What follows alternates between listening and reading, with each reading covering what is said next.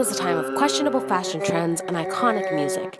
The IPCC, an autonomous governmental scientific body to research, legislate, and regulate climate change, was created. The AIDS epidemic began to spread and was ignored by the Reagan administration. The Middle East experienced turmoil and violence. The Iran-Iraq War, the Soviet-Afghan War, the First Intifada in the Gaza Strip occurred during this time. In the Soviet Union, Gorbachev instituted Glasnost and Perestroika, weakening Communist Party power and instituting limited capitalism. Communism took another blow in the Tiananmen Square protests, or a massacre of protesting students led to the questioning of the Chinese Communist Party. On a brighter note, the global internet began to develop as the World Wide Web gained popularity. Dance music and new wave emerged during this time, and although disco died in the early 80s, it was reincarnated in many different forms. Michael Jackson, Madonna, Prince, Whitney Houston, and Cyndi Lauper were well-known artists at the time. Rock music continued its eminence, and hair metal, a form of heavy metal with pop influences, became extremely popular. However, the 80s marked the creation of the most infamous song of all time.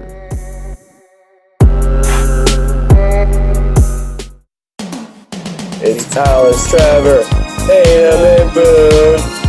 To start, I googled weird 80s stuff.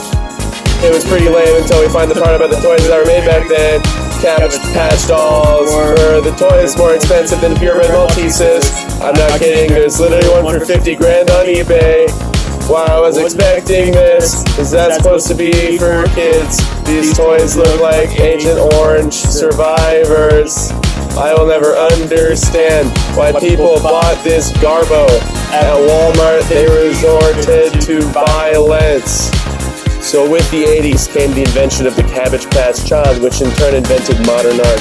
It was common knowledge that if mommy didn't gift a Cabbage Patch Kid, her children had a 400 million thousand % chance of becoming sociopaths post-age 9 3/4. Cabbage Patch Kids were the new pre-2015 vaccines. Everybody had them. Originally called Little People, their dank name was probably quickly changed due to the heavily offended community of actual little people. This toy's release caused a global craze for these tiny vegetable children. Cabbages were so radical that they received the honor of being the first U.S. Olympic team mascot.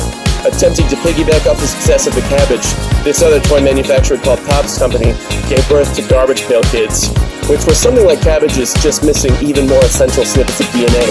This in turn made the Cabbages real mad, so in response, they sued the life out of Topps Company on the grounds of trademark infringement.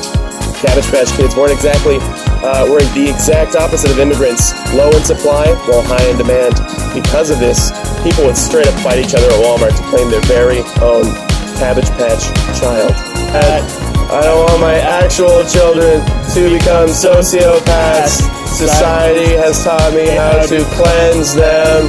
Cabbages weren't the only thing. In fact, there was more weird stuff that had its conception in the 80s. With the 80s came the invention of modern toys. Toys in which both children's and introverted adult males could take part in and enjoy.